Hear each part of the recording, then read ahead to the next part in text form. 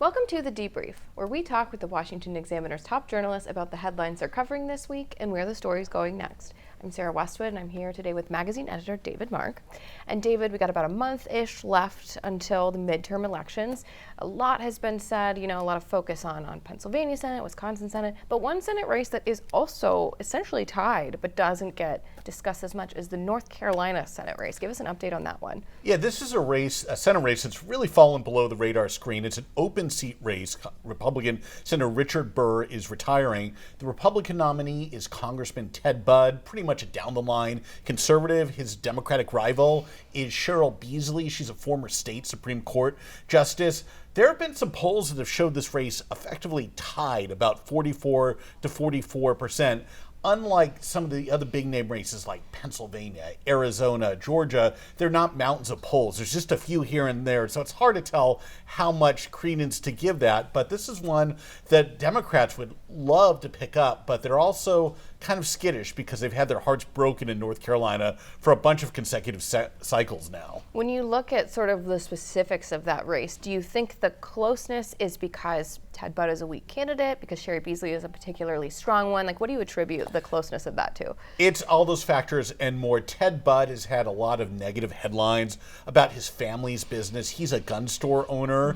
He was before he came into Congress. His family owns a bunch of agricultural concerns around North Carolina that have gotten some government subsidies, kind of goes against his small government message, that sort of thing. Cheryl Beasley, she's been a pretty low-key candidate, and that may have just really helped her by not having a lot of attention. It's also just a really split state. There are plenty of Republican parts, but the Democratic ones are growing stronger in Raleigh, Durham. You get a lot of people moving down there from the Northeast, other places where people generally vote Democratic. So it's a changing electorate, too. And arguably the biggest bombshell of the midterms so far happened this past week with reports that Georgia Republican Senate candidate Herschel Walker paid for a girlfriend's abortion not too long ago, in 2009, I believe. And he's running obviously on a pro-life message, so there's a lot of charges of hypocrisy. Is it over for Walker now that this has happened? Not at all. We've just seen too many of these situations. Most notably, or memorably, the Access Hollywood revelation with Donald Trump in 2016.